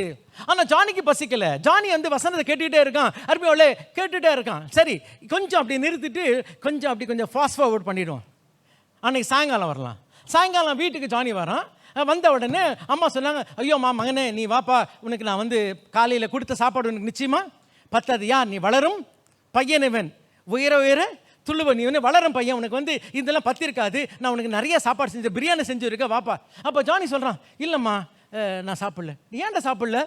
இல்லைம்மா வயிறு ஃபுல்லு. அது எப்படா ஃபுல்லாக இருக்கும், எனக்கு தெரியும் நீ எவ்வளோ சாப்பிட, எனக்கு தெரியும் காலையில் கொடுத்த அந்த 5 அப்பம் உனக்கு பத்தாதுன்னு தெரியும், நீ எப்படி ஃபுல்லாச்சு? இல்லைம்மா. யார்கிட்டயாவது வாங்கி சாப்பிட்டியா? நான் எத்தனை முறை சொல்லியிருக்கேன், யார்கிட்டையும் வாங்கக்கூட சொல்லியிருக்கேன். இல்லைம்மா யார்கிட்டையும் வாங்கலன்னா இப்போ எப்படிப்பா ஃபுல்லாச்சு? அம்மா பெரிய காரியம் நடந்துச்சு, அம்மாவுக்கு ஒன்றுமே வழங்கலை. அப்படி நடந்த காரியம் சொல்கிறேன். நாங்கள்லாம் போனோமா, எல்லோரும் ஓடி போனோமா, அங்கே ஜீசஸ் பிரசங்கம் பண்ணிக்கிட்டே இருந்தார். அந்த பிரசங்கத்தை கேட்டுகிட்டே இருந்தேன், எனக்கு ரொம்ப இஷ்டமா. எனக்கு அந்த வசனத்தை கேட்டுக்கிட்டே இருந்தேன். ஆக்சுவலாக பசிக்கல தெரியுமா, மற்றவங்களாம் பசின்றாங்க, எனக்கு பசி எடுக்கலை. அப்படி இருக்கும்போது திடீர்னு இந்த ஆண்ட்ரூ அங்கிள் ஒருத்தர் வந்தார். ஆண்ட்ரூ அங்கிள் யாரா? அவங்க ஜீசஸ் டிசைபிள் ஆண்ட்ரூ அங்கிள் வந்தார். வந்து என் சாப்பாடு கேட்டார். டேய் நீ கொடுத்துட்டியாடா? அது என் பிள்ளையா ஏழை பிள்ளை? என் பிள்ளை கையில் கொடுத்தது வெறும் 5 அப்பம், அதையும் பிடிங்கிட்டாங்களா? இந்த அம்மாவுக்கு ஒன்றுமே வழங்கலை. அருமையாவுல அப்படி இருங்க மம்மி கோச்சிக்காதீங்க, நடந்த காரியம் கவனிங்க. நான் போனேன், ஜீசஸ் கையில் கொடுத்தாங்க. இயேசு அதை ஜெபம் பண்ணி பிட்டு கொடுத்தாரு. நாங்கள் எல்லாரும் சாப்பிட்டோம்மா, நாங்கள் எல்லாரும் வயிறு ஃபுல்லாக சாப்பிட்டோம்மா. நாங்கள் எல்லாரும் சாப்பிட்டு 12 கூட எக்ஸ்ட்ரா இருந்துச்சு. அருமையாவுல 12 கூட என்பது அருமையாவுல ஒரு நிறைவாழ்வு. அதுதான் நமக்கு தெரியும். 12 கூட இருந்தால் பரிபூர்ண ஜீவன். அந்த பரிபூர்ண ஜீவன் வர வேண்டும் என்றால் அருமையாவுல இந்த சிறு பையன் வாழ்க்கையில் அதுக்கு முன்னாடி ஒரு பரிபூர்ண ஜீவன் அவசியம். என்ன பரிபூர்ண ஜீவன்னா, அவனுக்கு பசி இருக்கு, அந்த பசியும் தாண்டி அவன் கையில் இருந்ததை கொடுத்தான். அவன் ஒரு ஏழை பையன். வசனத்தை வாசிக்கிற வார்க்கோதுமை ஏழைகளுடைய அப்பம். அவன் ஒரு ஏழை பையன். ஏன் தெரியுமா? நான் ஏழைன்னா யார் செய்யணும்? மற்றவங்க எனக்கு செய்யணும். அதான் ஏழையுடைய அருமையான. நிறைய நேரத்தில் நிறைய பேர் வந்து மனதில் ஏழையாக இருக்கிறாங்க. ஐயா, பணத்தில் ஏழையாக இருந்தால் பரவாயில்ல, மனதில் ஏழையாகக்கூடாது. ஏன்னா பல நேரத்தில் என்ன தெரியுமா, நான் அப்படின்னா மற்றவங்க எனக்கு செய்கிறது தான் இருக்காங்க. இல்லைம்மா, இவன் அப்படிப்பட்டவன் அல்ல, இவன் அப்படிப்பட்ட ஏழை கிடையாது. ஐயா, இவன் வந்து ஒரு சின்ன பையன். ஐயோ, பெரியவன் தானே. ஏன்னா நம்ம வீட்லேயே வந்து பெரிய பிள்ளை சின்ன பிள்ளை இருந்தால், ஐயோ ஆண்டவரே, இந்த சின்ன பிள்ளை பண்ணுற அராஜகம் இருக்குங்களே. நான் தான் சின்ன பையனாச்சே, நீ என்ன பண்ணும்? விட்டு கொடுக்கணும். நான் தான் சின்ன பொண்ணாச்சே, நீ என்ன பண்ணும்? ஐயோ, நிறைய வீட்டில் பாருங்க, இந்த பெருசு சின்னது இருந்தால் பாவம் இந்த பெருசு, சரிங்களா? இது சின்னது பண்ணுறதெல்லாம் பண்ணிட்டு அடி வாங்குறது இது பெருசாக இருக்கும். நான் தான் சின்ன பையனாச்சே, நீ தானே விட்டு கொடுக்கணும். ஐயா, சின்ன பையன்மா, சின்ன பையன், பசி. ஆமென். ஆனால் அவனுடைய பசி தாண்டி இந்த ஒரு காரியத்தை செய்தான். இந்த ஒரு காரியம் மறு வாழ்வுக்கு வழிவகுத்து தந்தது. ஸோ நன்றாக இருந்து கொள்ளலாம். இந்த அபண்டன்ட் லைஃப்லேயே 2 லெவல் இருக்குமா? 2 லெவல் இருக்குது. ஒன்று, எனக்குள்ளே இருக்கிற ஒரு அபண்டன்ட் லைஃப் இருக்குது. நான் என்னைக்கு அதை தாண்டி பெற்றுக்கொள்கிறேனோ, அடுத்தது எல்லாரும் எதிர்பார்க்கிற, எல்லாரும் ஆசைப்படுற அந்த அபண்டன்ட் லைஃப் பெற்றுக்கொள்ளலாம். 12 கூட எல்லாரும் ஆசைப்படுறது, எங்கள் களஞ்சியங்கள் எப்படி இருக்கணுமா? கொடுக்கத்தக்கதாய் நிரம்பி இருக்கணும். ரொம்ப சந்தோஷம். அதுக்கு முன்னாடி இவன் இருக்கிற 5 அப்பம் 2 மேலே கொடுக்கத்தக்கதாய் இருந்துச்சுன்னா உன் களஞ்சியங்கள் கொடுக்கத்தக்கதாக இருக்கும். ஆமென். எனக்கு நிறைய பேருக்கு ஆசை திரும்ப, ஆண்டவரே நீர் என்னை ஆசீர்வதியும், நான் ரோட்டில் போகிறதுக்கு எல்லா பிச்சைக்காரங்களும் காசு கொடுப்பேன். ஆண்டவரே, ஆண்டவரே நீங்கள் மாத்திரம் எனக்கு ஒரு ₹1,00,00,000 கொடுத்தீங்கன்னா நான் என்ன பண்ணுவேன்? இங்கே இது பண்ணுவேன், அந்த அன்னதானம் பண்ணுவேன், இது வந்து பண்ணுவேன். இது பார், அந்த அபண்டன்ட் லைஃப் வந்து ஆண்டவர் கொடுக்க மாட்டார். அது அப்புறம் வரும். முதல்ல இப்போ இருக்கிற 5 அப்பம் 2 மீன் கொடுக்க முடியுதா? இல்லாவிட்டால் அது என்னை தடை செய்கிறதா? என் பசி, என் தேவை, என்னுடைய நிலை ஒரு வரம்பாக இருக்கிற பல நேரத்தில் அருமையாக நம்முடைய நிலை, நம்முடைய தேவை ஒரு வரம்பாக மாறுகிறது. ஆண்டவருடைய பிள்ளைங்களுக்கு ஆண்டவர் ஒரு நித்திய வாழ்வை கொடுத்தார், ஒரு பேரின்ப வாழ்வை கட்டளையிட்டார், ஒரு பரிபூர்ண வாழ்வு. என்ன ஐயா பரிபூர்ண வாழ்வுனா? இதுதாங்க பரிமரி, இதுதான் அபண்டன்ட் லைஃப். என்ன அபண்டன்ட் லைஃப்னா, என்னுடைய நிலை என்னை தடை செய்யாது. ஹல்லேலூயா. நான் ஒருவேளை ஏழையாக இருக்கலாம், பணத்தில் தான் ஏழை, ஆனால் என் மனசில் ஏழை கிடையாதுமா. ஏன் ஆண்டவர் என்னை ஐஸ்வர்யமாக்கியிருக்கார். நான் அந்த விஷயத்தில் வெளியே வந்தேன்னா, ஐயா அடுத்தது கூடையாய் கர்த்தர் நிரப்ப வல்லவராக இருக்கிறார். அதனால் அறிந்து கொள்ளலாம். இன்றைக்கு நம்முடைய ஜபம், நம்முடைய எண்ணம் எல்லாம் தெரியுமா? நமக்கு என்ன பரிபூர்ண ஜீவன்னா, அந்த 12 கூட, அந்த எல்லாரும் பார்க்குற நிறைய காசு, அந்த வீடு முக்கியம், அதுதான். அது 2வதுமா. அதுக்கு முன்பதாக என்னுடைய தனிப்பட்ட வாழ்க்கையில், என்னுடைய மனதளவில் ஒரு பரிபூர்ண வாழ்வை நான் அனுபவிக்க வேண்டும். Are we enjoying the abundant life in our life? நம்முடைய வாழ்க்கையில் இந்த பரிபூர்ண வாழ்வை அனுபவிக்கிறோம். இல்லாவிட்டால் எப்போ பார்த்தாலும் என் தேவை, என் பசி, என்னுடைய காரியம், இதுலேருந்து என்னால் யோசிக்க முடியலையே. அதெல்லாம் எனக்குலாம் நிறையா வந்துச்சுன்னு வச்சிங்களேன். நான் நிறையா சம்பாதிச்சேன். எனக்கு வந்து முதல்ல 3 ஃபிகர், 4 ஃபிகர், 5 ஃபிகர், இப்போ என்ன ஆயிடுச்சுங்க 6 ஃபிகர். அப்புறம் ஃபிகர் போக விகாரமாகிடும். அப்புறம் ஐயா ஃபிகர், ஐயா இந்த ஃபிகர்லாம் முக்கியம் கிடையாதுமா. நன்றா இருந்து கொள்ளலாம். மறுபடியும் அவ்வளோ இங்கே மனசில் கர்த்தர் வரம்பை மீறி செயல்பட கர்த்தர் உதவி செய்கிறார். ஹல்லேலூயா. அம்மா கிட்ட சொல்கிறேன், அம்மா ஃபுல்லாக வந்துட்டேம்மா, நான் நீங்கள் கொடுத்த 5 அப்பம் 2 மீன் இருந்தால் எனக்கு இன்னும் பசியாக இருந்திருக்கும். ஆனால் என் வாழ்க்கையில் ஆண்டவரை நம்பி அந்த வரம்பை மீறி போனபடினாலே ஐ கேம் பேக் ஃபுல். நான் மட்டும் இல்லை, அன்றைக்கு வந்து அத்தனை பிள்ளைங்களும் ஃபுல் ஆகிட்டாங்க, அத்தனை அம்மாமாரும் ஃபுல், அந்த அத்தனை ஐயாமாரும் ஃபுல். அது மாத்திரமல்ல, எல்லாரும் ஃபுல்லாகி 12 கூட ஃபுல். ஹல்லேலூயா. கர்த்தருடைய பிள்ளையே, இதுதாம்மா தேவன் நம்முடைய வாழ்க்கையில் விரும்புகிற அபண்டன்ட் லைஃப், பரிபூர்ண ஜீவன். ஆமென். ஹல்லேலூயா, ஹல்லேலூயா. 1 ராஜாக்கள் 17ஆம் அதிகாரத்துக்கு கடந்து போகலாம். 9ஆம் வசனத்திலிருந்து 16ஆம் வசனம் வரைக்கும் வாசிக்கலாம். 1 Kings chapter 17 verse 9 through 16. Another familiar passage in the Bible. வாசிக்கலாம். நீ எழுந்து சீதோனுக்கு அடுத்த சாரிபாத் ஊருக்கு போய் சீதோனுக்கு அடுத்த சாரிபாத் ஊருக்கு போய் அங்கே தங்கியிரு, உன்னை பராமரிக்கும்படி அங்கே இருக்கிற ஒரு விதவைக்கு கட்டளையிட்டேன் என்றார். ஆமென், ஹல்லேலூயா. அருமையாவளே, 2 ராஜாக்கள் 4ஆம் அதிகாரத்தில் ஒரு விதவையை பார்க்கிறோம். அவளும் தேவையோடு இருந்தால் அவளை தேவைக்கு சந்திக்கப்பட்டது. ஆமென். அவளுக்கு வந்து ஒரு குடம் எண்ணெய் இருந்துச்சு, அந்த குடம் நிறைய வீடு ஃபுல்லாக நிறைஞ்சிச்சு, நமக்கு தெரியும். ஆனால் இது வித்தியாசமா? This is another different story. அவ யார் தெரியுமா? அவள் ஒரு தீர்க்கதரிசியினுடைய மனைவி. தேவை இருந்துச்சு, நடந்துச்சு. ஆனால் இவ கதை வித்தியாசம். இவ கதைக்கு வரலாம். இவளை குறித்து பார்க்கும்போது இவ எந்த ஊரை சார்ந்தவள் என்றால் என்ன ஊருங்க? சாரிபாத். இந்த சாரிபாத்தை குறித்து இன்னும் அறிந்து கொள்ளணும்னா யார் ஊர் தெரியுங்களா? இது யெசபேலுடைய ஊர். யாருடைய ஊர்? ஐயோ, ஜெசபேலா? ஆமாங்க, யெசபேலுடைய ஊர். 1 ராஜாக்கள் 16ஆம் அதிகாரத்தில் வாசிக்க. 1 ராஜாக்கள் 16ஆம் அதிகாரம் எந்த வசனம்? 31ஆம் வசனத்தை வாசிக்கலாம். நேபாத்தின் குமாரனாகிய யெரொபெயாமின் பாவங்களில் நடப்பது அவனுக்கு கொஞ்ச காரியம் என்று நினைத்தார் போல அவன் சீதோனின் ராஜாவாகிய ஏத்பாகாலின் குமாரத்தை. எந்த ராஜா? சீதோனின் ராஜா. அந்த சீதோன் ஊர்ல தான் என்ன இருக்குங்க? சாரிபாத் இருக்கு. ஸோ இவள் சாரிபாத் என்றால் அந்த யெசபேல் ஊரை சார்ந்தவள். அதே பாயிண்ட் போயிடுச்சு. அடுத்தது பார்த்தீங்கன்னா இவ யாருங்க? ஒரு விதவை. இவள் ஒரு கைம்பெண். அது மாத்திரமில்லை, இவளை குறித்து பார்க்கும்போது இவ யார் தெரியுமா? கெட்டவ. இவ ஒரு கெட்டவம்மா. என்னங்க அப்படி சொல்றீங்க? நான் சொல்லம்மா. பைபிள் வாசிப்போம். 14ஆம் அதிகாரம் 18ஆம் வசனத்தை வாசிக்கலாம். அப்பொழுது அவள் எலியாவை நோக்கி, தேவனுடைய மனுஷனே, எனக்கும் உமக்கும் என்ன?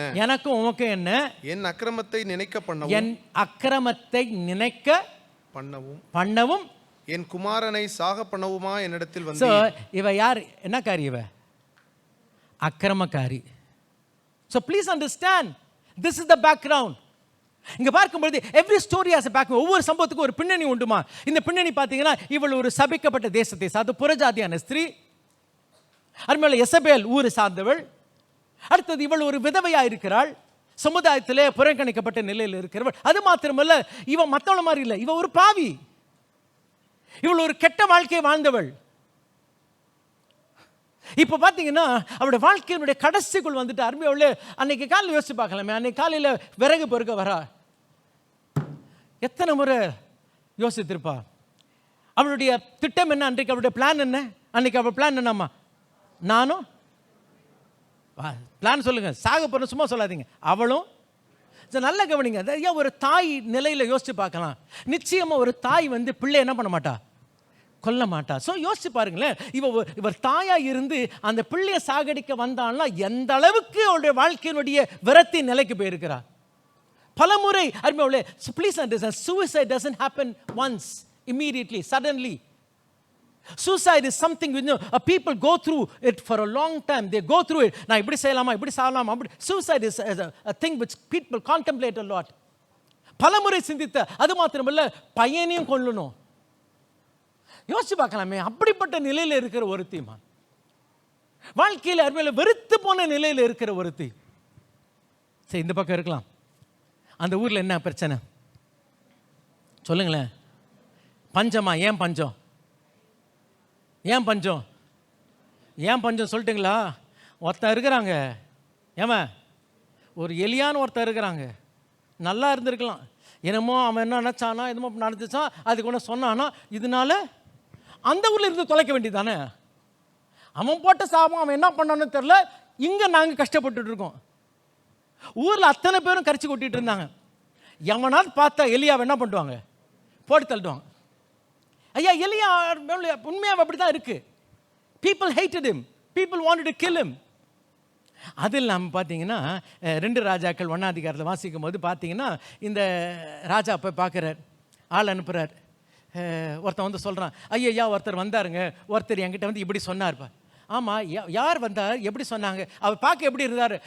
அவராங்க அவர் வந்து ஒரு தோல் உடைய எடுத்துட்டு, அப்புறம் ஒரு மயிர் உடைய போட்டுக்கிட்டு ஒரு தோல் பெல்ட் ஒன்று போட்டுக்கிட்டு இருந்தேன்.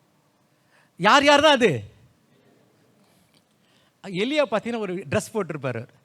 அது யார் பார்த்தாலும் தெரியும். யோசிச்சு பாருங்களேன், இந்த அம்மா போய் நிற்குது, காலையில் விறகு பொறுக்குது, துக்கத்தோடு விறகு பொறுக்குது. அந்த ட்ரெஸ் போட்டு ஒருத்தர் வர்றார். எந்த ட்ரெஸ்ஸு? இவனால ஒரு ஆள். என் கஷ்டத்துக்கு காரணமே இவன் தான், என் நிலைமைக்கு காரணமே வந்து. See, these are the things that goes through a mind. ஒரு அருமையோட மனதில் பலவிதமான சிந்தைகள் காண. இன்னைக்கு பல நேரத்தில் சிலவங்க பார்த்து பிரைஸ்லாம் சொல்லி சிரிக்கிறோமே, அந்த மனசில் என்னென்னலாம் இருக்குது தெரியுமா? You don't know. Sometimes, you know, lots of things go through your mind. இதுதான் என்னுடைய மனநிலை. அப்படி இருக்கும் பொழுது எலியா வந்து கேட்குறான், அம்மா குடிக்க கொஞ்சம் தண்ணி. இந்த பார், வேற ஏதாவது கேளு. ஊரில் என்ன இல்லை? தண்ணி தான் இல்லை. தண்ணி இல்லை. அதுக்கு பிறகு போகும்போது ஒரு சின்ன அப்பம். ஐயா எனக்கு வழங்கலம்மா. அவள் செஞ்சு கொடுத்தாளே. எப்படி செஞ்சு கொடுத்தா? வரம்பை மீறினாள். ஆமென். என்ன மனநிலையில் தெரியுமா? சாகக்கூடிய மனநிலையில், தற்கொலை செய்யக்கூடிய மனநிலையில், அதில் தாண்டி அருமையாவில், is there any emotion that binds you today? இந்த காலவெளியில் ஏதாவது ஒரு உணர்வு உங்களை கட்டுப்படுத்தி வைத்திருக்கிறதா? இந்த ஸ்திரீயை காட்டிலும் ஒரு மோசமான நிலை யாரும் இருக்க முடியாது. அன்னைக்கு she decided to kill herself. That was the last day in her life. வாழ்க்கையில் கடைசி நாள் அதுமா. அன்றைக்கு அருமையாவில் அவளால் அந்த வரம்பை மீறி வெளியே வந்து அந்த ஊழியக்காரனுக்கு ஒரு சிறிய அப்பத்தை செய்ய முடிந்தது. இதை தாண்டி வந்துட்டால அடுத்த பரிபூர்ண ஜீவனுக்கு வந்துட்டா. என்ன பரிபூர்ண ஜீவன்? பஞ்ச நாள் முழுவதும் அப்போ குறையில, ஆமென், எண்ணெய் குறையில, வீட்டில் ஆளும் குறையில, எல்லாரும் வந்துட்டாங்க. ஆமென். சரி, எல்லாரும் விரும்புகிற அருமை பரிபூர்ண ஜீவன் என்ன தெரியுமா? பஞ்ச நாட்களும் அருமையாவில் நான் வந்து தப்பான களி கொடுக்கணும், மழை தாட்சியை காணது தப்பான களி கொடுக்கணும். ஆண்டவரே, என் வீடு அப்படியே கஜ அப்படியே நிரம்பி இருக்கணும், எல்லாரும் வருவாங்க போவாங்க, நான் கொடுத்துக்கிட்டே இருக்கணும். இது எப்போ நடக்கும் தெரியுமா? அன்னைக்கு சாகணும்னு நினைக்கும் போது நீ கொடுத்த பாரு, அன்னைக்கு தான் ஒரு பரிபூர்ண ஜீவன் ஆரம்பிச்சிச்சு. அதுக்கு பிறகு நீங்களும் நான் ஆசைப்படுகிற பரிபூர்ண ஜீவன் இருக்கு. இன்னைக்கு பரிபூர்ண ஜீவன், abundant life, we all think that abundant life is the second part. No, there is a first part to it. அந்த first part இல்லாம second part இல்லமா. இன்னைக்கு பல நேரங்களில் we only concentrate on the second part of the abundant life. I don't deny, அதை கர்த்தர் செய்கிறார். ஆமென். 12 கூடைகள் நிரம்பும். பஞ்ச நாள் முழுவதும் அருமையாவுல நீ மாத்திரம் இல்லை, ஊரே சாப்பிடும்படி கர்த்தர் ஆசீர்வதிப்பார், கர்த்தர் செய்வார். அதுக்கு முன்னாடி அன்னைக்கு ஒரு நாள் காலையில் விறகு பொறுக்கும் போது உன்னுடைய கசப்புகள், உன்னுடைய வருத்தங்கள், ஐயா அந்த எண்ணத்தை தாண்டி அந்த சின்ன அடைய செய்ய முடிஞ்சிச்சுல்ல, கர்த்தர் அன்றைக்கு ஒரு பரிபூர்ண வாழ்வை உனக்கு கட்டளையிட்டார். This is abundant life. இதாம்மா பரிபூர்ண ஜீவன். ஆமென். இன்னொரு விதவை வராங்க. இவர் அவர் பக்கத்தில் நிற்கிற, காணிக்கைப்பட்டி பக்கத்தில் இருக்கார். நிறைய பேர் நிறைய கொடுத்தாங்கம்மா. அதெல்லாம் பரிபூர்ண ஜீவன் இல்லையா? எது பரிபூர்ண ஜீவனா? அவ கொடுத்த. So please, God sees abundant life differently. ஆண்டவர் பரிபூர்ண ஜீவனை வித்தியாசமாய் பார்க்கிறார். இந்த கால்வழியில் அருமையுள்ள இன்றைக்கு இதுதான் தேவன் விரும்புகிற பரிபூர்ண ஜீவன். இது இருந்தால் அதையும் கர்த்தர் தர வல்லவராக இருக்கிறார். ஹல்லேலூயா. இன்றைக்கு அது அப்புறமா முதல் இது வேணும். அப்படி என்றால் எனக்கு வேதனையின் மத்தியில் மற்றவளுக்கு சாட்சியாக இருக்க கர்த்தர் என்னை அழைக்கிறார். ஹல்லேலூயா. எனக்கு வேதனை உண்டாக்குனவர்களுக்கு நன்மை செய்ய கர்த்தர் என்னை வரம்பு மீறி நடக்க உதவி செய்கிறார். ஆமென். ஹல்லேலூயா. எனக்கு பசி இருக்கும்போது மற்றவங்களுக்கு பசி ஆற்ற கொடுக்க கர்த்தர் உதவி செய்கிறார். இதுதான் வரம்பை மீறின ஒரு வாழ்க்கை. இன்றைக்கு what are the things that limit us? நம்மை மட்டுப்படுத்துகிற காரியம் என்ன? ஒருவேளை அவங்க சொன்ன காரியமா, அவங்க செஞ்ச காரியமா இருக்கட்டுமே, அதையும் தாண்டி நம்ம அவங்களுக்கு உதவி செய்ய முடியுமா? இதுதான் கிறிஸ்தவ வாழ்க்கை. அதனால இது கிறிஸ்தவ வாழ்க்கை இராவிட்டால் பின்ன வாட் இஸ் கிறிஸ்டியன் லைஃப்? இன்னைக்கு உலகம் எப்படி ஆண்டவர் அறிந்து கொள்ள, இன்னைக்கு மற்றவளை போல தான் நீங்களும் நானும் வாழுகிறோம், மற்றவளுடைய நிலையில தான் நாம் இருக்கிறோம். இது கிறிஸ்தவ வாழ்க்கை இல்லை. ஆமென். ஆண்டோடைய ஸ்டாண்டர்டே வித்தியாசமா? ஆண்டோடைய ஸ்டாண்டர்டே வித்தியாசம். ஆமென். மத்தேயு 5ஆம் அதிகாரம் 43-44 வாசிக்கலாம். Matthew 5:43 and 44. உனக்கடுத்தவனை சிநேகித்து உன் சத்துருவை பகைப்பாயாக என்று சொல்லப்பட்டதை கேள்விப்பட்டிருக்கிறீர்கள். நான் உங்களுக்கு சொல்கிறேன், உங்கள் சத்துருக்களை சிநேகியுங்கள், உங்களை சபிக்கிறவர்களை ஆசீர்வதியுங்கள், ஹல்லேலூயா. உங்களை பகைக்கிறவர்களுக்கு நன்மை செய்யுங்கள். ஐயா இதுதாம்மா பரிபூர்ண ஜீவன்.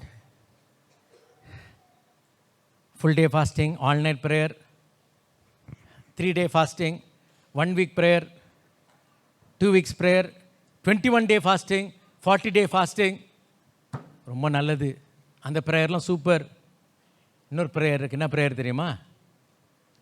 சத்துருக்கு ஜெபிக்கிற ஜெபம். இதான் வரம்பு மீறி ஜெபிக்கிற ஜெபம். ஆமென். இது பண்ண முடியலையம்மா நமக்கு. வாசிக்கலாம். யோபின் புத்தகம் 42 அதிகாரம் 8-10 வாசிக்கலாம். ஆதலால் நீங்கள் 7 காளைகளையும் 7 ஆட்டுக்கடாக்களையும் தெரிந்து கொண்டு என் தாசனாகிய யோபினிடத்தில் போய் உங்களுக்காக சர்வாங்க தகன பலிகளை இடுங்கள். என் தாசனாகிய யோபும் உங்களுக்காக வேண்டுதல் செய்வான். நான் அவன் முகத்தை பார்த்து உங்களை உங்கள் புத்தியினத்துக்கு தக்கதாக நடக்காதிருப்பேன். என் தாசனாகிய யோபு பேசினது போல் நீங்கள் என்னை குறித்து நிதானமாய் பேசவில்லை என்றார். அப்பொழுது தோமானியனாகிய எலிப்பாசும் சூகியனான பில்தாதும் நாகமாத்தியனான சேப்பாரும் போய் கர்த்தர் தங்களுக்கு சொன்னபடியே செய்தார்கள். அப்பொழுது கர்த்தர் யோபின் முகத்தை பார்த்தார். ஆமென். யோபு தன் சிநேகிதருக்காக வேண்டுதல் செய்த பொழுது கர்த்தர் அவன் சிறையிருப்பை மாற்றினார். ஹல்லேலூயா. ஐயா இந்த யோபின் ஜெபம் தாம்மா வரம்ப மீறின ஒரு காரியம். இதான் பரிபூர்ண ஜீவன். எது பரிபூர்ண ஜீவன்? இந்த வரம்பை மீறி செய்வது. யாருக்கு ஜெபம் பண்ணா? சிநேகிதரா? சோத்திரம். அலப்புகிற ஐயா இன்னைக்கு மற்றவன்லாம் என்னை அலப்புனா வேற, இவங்க அலப்புறாங்க பாருங்க, இதை என்னால் தாங்க முடியல. இவங்கெல்லாம் யாருங்க?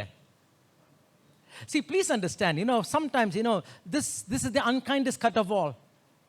This is the hurt from a friend. ஒரு சிநேகிதன் இடத்துல பெற்றுக்கொண்ட ஒரு வேதனை இருக்கு பாருங்க, அதை தாங்க முடியாத வேதனை. அந்த வந்துருச்சுன்னா அதுக்கப்புறம் ஒரு பேரியர் வந்துருமா. ஆனால் யோபு ஜெபித்தானே, அந்த ஒரு வரம்பை மீறி ஜெபித்தார்.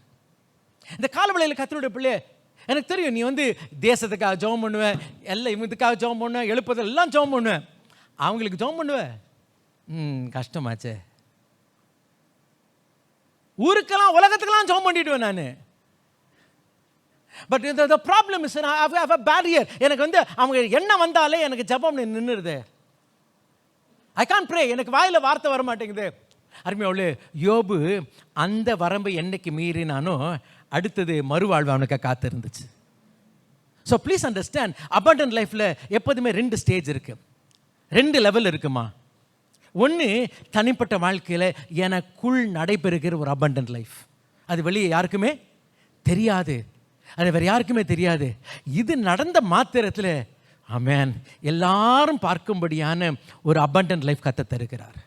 இன்றைக்கு அந்த வாழ்க்கை தான் நமக்கெல்லாம் வேணும்னு ஆசைப்படுறோம், ஜோம் பண்ணுறோம், போய் நிறைய பேர் தலையில் கவிச்சு கேட்குறோம், நீங்கள் ஜோம் பண்ணுங்க. அப்போ அது நடக்கணும்னா இதுக்கு ஃபஸ்ட்டு ஸ்டேஜில் இருக்கிற அபண்டன்ட் லைஃப் நடக்கணுமே. அது என் மனசுக்குள்ளே நடக்கணும், எனக்கு தனிப்பட்ட ஜெபத்தில் நடக்கணும்.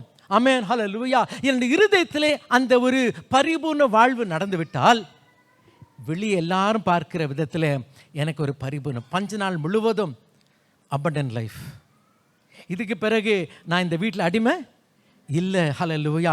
இது நான் மாத்திரம் சாப்பிடல, வந்த அத்தனை பேரும் சாப்பிட்டு 12 கூட நிறைஞ்ச போது ஆமென் முந்தின நிலைமையை காட்டில் பிந்தின நிலைமை ஆசீர்வாதமாய் காணப்படுகிறது. ஹல்லேலூயா. இன்றைக்கு அதை வாஞ்சிக்கிற நாம் நன்றாக அறிந்து கொள்ளலாம். அதுக்கு முன்னாடி ஒரு அருமையாவுலே நித்திய ஜீவன் உண்டு, பரிபூர்ண ஜீவன் உண்டு. அதை பெற்றுக்கொள்ள கர்த்தர் தாமே கிருபை தருவாராக. நானும் அவளுக்கு ஜீவன் உண்டாயிருக்கவும் அந்த ஜீவன் கண்ணில் முடிச்சு பிக்கலாம். Hallelujah.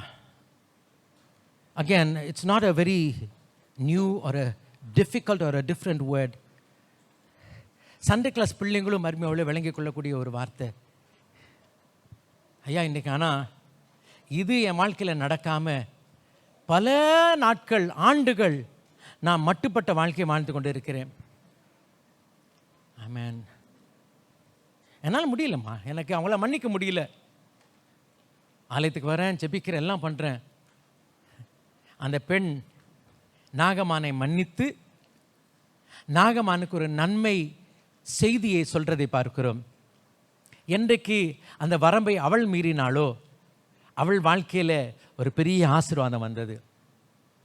சின்ன பையன், அவனுக்கு பசிச்சிருக்கும், மற்றவங்களுக்கே பெரியவங்களுக்கே பசிக்கும்போது அவனுக்கு பசிச்சிருக்கும். ஆனால் அவன் பசியை பாராமல், அவன் தேவையை பாராமல் அவன் கொடுத்தான். ஹல்லேலூயா. ஐயா, எல்லாரும் நிரம்பினாங்களே. ஆமென். என் வாழ்க்கையினுடைய அற்றத்துக்கு வந்துட்டேன். இதுக்கப்புறம் நானும் என் பிள்ளைய சாக போகிறோம். அந்த நேரத்தில் கூட என்னால் வரம்ப அந்த மீறி இன்னொருத்தருக்கு உதவி செய்ய முடியுமா? அப்படி செஞ்சதுனால என் வாழ்க்கையே மாறிடுச்சுமா. என் வாழ்க்கையே மாறிடுச்சு. ஹல்லேலூயா, ஹல்லேலூயா. ஆமென். அந்த மன்னனில் யோசிச்சு பார்க்கலாம். அன்றைக்கி ஃபுல்லாக அவப்பா நான் ஏன் இப்படி இருக்கேன் தெரியுமா? என் வீட்டுக்காரர் இறந்துட்டார். அதெல்லாம் நானும் தப்பு பண்ணிட்டேன், நிறைய தப்பு பண்ணிட்டேன். என் சொந்தக்காரெலாம் என்னை கைவிட்டாங்க. அது இல்லாமல் ஊரில் உலகத்தில் பஞ்சம், வாழ்கிறதுக்கே விமோசனமே இல்லைம்மா. சார், பலவிதமான சிந்தைகள் இருக்கும் பொழுது அப்போது தாண்டி போய் இன்னொருத்தருக்கு நன்மை செய்கிறாளே, எப்படிம்மா முடிஞ்சிச்சு தெரிலம்மா. எனக்கு ஆண்டவர் பலம் கொடுத்தார். அந்த வரம்பை நீ மீறிட்ட, அடுத்தது ஒரு மறுவாழ்வை கர்த்தர் கட்டளையிடுவார். ஒரு பரிபூர்ண ஜீவனை கர்த்தர் நிச்சயமாக கட்டளையிடுவார். ஹல்லேலூயா. இன்னைக்கு இதுதான்மா ரகசியம். கிறிஸ்தவ வாழ்க்கை தான் ரகசியம். ஆமென். ஹல்லேலூயா. எல்லாருக்காக ஜெபிக்கிறது, எழுப்புதற்காக ஜெபம் பண்ணுறது, அதெல்லாம் எல்லாரும் பண்ணிடலாம். ஆனால் உன்னை வேதனை உண்டாக்குன்னு சத்துரு கூட ஜெபம் பண்ணிடலாம். வேதனை உண்டாக்க நண்பர்களுக்கு ஜெபம் பண்ணுறது ரொம்ப ரொம்ப கஷ்டம். சத்துரு கூட ஜெபம் பண்ணிடலாம். பாகிஸ்தானுக்கு ஜெபம் பண்ணிடலாம். இந்த ஊருக்கு அந்த ஊர், அவங்களாம் சத்துருக்கள் ஆண்டவரே, சிலவங்களை சத்துருவாக்கி ஜெபம் பண்ணுறோம். அதெல்லாம் இருக்கட்டும், பரவாயில்ல. உன் ஃப்ரெண்டாக இருந்து உனக்கு வேதனைப்படுத்துனாங்களே, அவங்களுக்கு ஜெபம் பண்ண முடியும்? ஏன்னா அங்கே தான் இந்த மறுவாழ்வு ஆமென் உனக்கு இருந்துச்சுன்னா, இந்த அபண்டன்ட் லைஃப் உனக்கு இருந்துச்சுன்னா, யோபே உனக்கு அடுத்த அபண்டன்ட் லைஃப் காத்திருக்குப்பா. அடுத்த அபண்டன்ட் லைஃப் காத்திருக்கு. So in every story we see that, there was a private abundant life that led to a public abundant life. Hallelujah, hallelujah. இந்த கால்வழியில் கர்த்தருடைய பிள்ளை, இதுக்கு பிறகு உனக்கு ஆண்டவருக்கு தான் தெரியும். உன்னுடைய வரம்பு என்ன, உன்னுடைய மட்டுப்படுத்துகிற காரியம் என்ன. ஓ ஹல்லேலூயா, ஹல்லேலூயா. இந்த கால்வழியில் அருமையாவுலே கர்த்தரை நோக்கி பார்த்து ஒப்பு கொடுக்கலாம். நேற்று போன வாரம் அருமையாவுலே அகேன் சிம்பிள் மெசேஜ். நாகமான் செய்ய வேண்டிய ஒரு சின்ன காரியம், சின்ன காரியம் தானேப்பா. இது முடிந்த பிறகு அதுக்கு பிறகு ஒரு சாட்சியை கேட்டேன். ஒரு குடும்பத்தில் சமாதானம் இல்லை, சில வாரங்களாக சமாதானம் இல்லை. கர்த்தர் அது போன வாரத்தில் கட்டளையிட்டார். ஆமென். ஆண்டவர் அற்புதம் செய்கிறார்மா. இன்னைக்கு இதனால் அற்புதம் செய்கிறார். ஆகையால் அருமையாவுலே அவளுடைய சித்தம் என்ன தெரியுமா? நானும் அவளுக்கு ஜீவன் உண்டா இருக்கு, இந்த ஜீவன். ஆனால் இன்றைக்கு அதை கொடுத்தோம், நம்ம பெறாமல் இருக்கிறோம். இந்த பரிமள ஜீவனை அடையாமல் இருக்கிறோம். ஆலயத்துக்கு வரோம், பிரசனத்தை கேட்குறோம், காணிக்கை போட்டுட்டு போய் அதே நிலையில தான் போகிறோம். வேண்டாம்மா, இன்னைக்கு நீ ஒரு பரிபூர்ண ஜீவனை அடையணும், ஒரு நித்திய வாழ்வை பெறணும், ஒரு பேரும்பத்தை அடைய வேண்டும். ஆமென், ஹல்லேலூயா. அதுக்கு முன்னாடி அந்த சின்னதாக ஒரு பரிபூர்ண ஜீவன் வேணுமே. ஓ ஹல்லேலூயா. கண்ணு மூடி ஜெபிக்கலாம், ஒப்பு கொடுக்கலாம். ஆண்டவரே எனக்கு பலம் தாங்க. வசனம் கேட்குறேன், எனக்கு நீங்கள் பேசுகிறீங்க தெரியுது. ஆண்டவரே எனக்கு பலம் தாங்கயா. அதை தாண்டி அவளை மன்னிக்க கிருபை தாங்க. மன்னித்து ஆண்டவரே செயல்பட எனக்கு உதவி செய்யுங்க, பலன் கொடுங்க. அவளுக்கு நன்மை செய்ய உதவி செய்யுங்க. ஹல்லேலூயா. அந்த நன்மை கர்த்தருடைய பிள்ளையே உனக்கிட்ட மறுபடியும் வந்து சேரும். It will come back to you. அது பரிபூர்ண ஜீவனாக வந்து சேரும், ஒரு பெரிய ஆசீர்வாதமாக வந்து சேரும். உன்னுடைய ஜெபம், அவளுக்காக ஜெபிக்கிற ஜெபம், அது உனக்கு ஆசீர்வாதமாக தரும். நீ கொடுக்கிற அந்த அப்பம் உன் குடும்பத்தில் குறைவில்லாத அப்பமா இதை மாற்றி தரும். Oh hallelujah, hallelujah. Thank you Jesus, thank you Jesus. Pastor Newton ஜெபிக்கும்படியாக கேட்டுக்கொள்கிறேன்.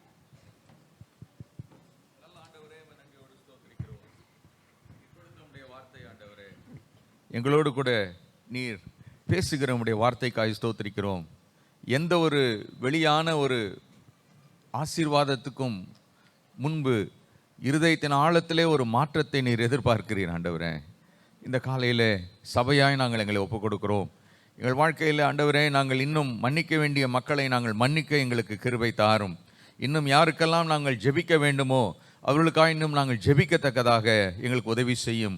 ஆண்டவரே, இன்னும் ஆண்டவரே, எங்களுடைய நிலையே நாங்கள் பார்த்து கொண்டிராதபடிக்கு ஆண்டவரே, நாங்கள் பிறரின் மீது கவனம் கொள்ளத்தக்கதாக ஆண்டவரே, ஜீவ அப்பமாகிய உம்மை ஆண்டவரை நாங்கள் வெளிப்படுத்தத்தக்கதாக, உம்முடைய அன்பை நாங்கள் பிரதிபலிக்கத்தக்கதாக எங்கள் ஒவ்வொருவருக்கு நீர் கிருபை தாரும் ஆண்டவரே.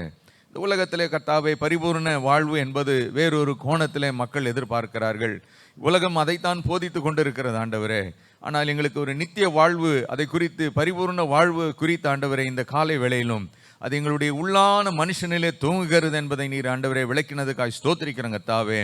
இந்த செய்தியை கேட்கும்போது நாங்கள் எல்லாரும் விரும்புகிறோம் ஆண்டவரே. நாங்கள் விரும்புகிறதோடு நிறுத்தி விடாமல் தீர்மானிக்க ஆண்டவரே எங்களுக்கு உதவி செய்யும். தீர்மானிப்பது மாத்திரமல்ல ஆண்டவரே, அதை செயல்படுத்த எங்கள் ஒவ்வொருவருக்கு நீர் உதவி செய்யும். பரிசுத்த ஆவியானவர் உம்முடைய கிருபை எங்களுக்கு தரும்படியாக நாங்கள் ஜெபிக்கிறோம். மீட்பர் இயேசுவின் நல்ல நாமத்தில் வேண்டிக் கொள்கிறோம் பிதாவே, ஆமென்.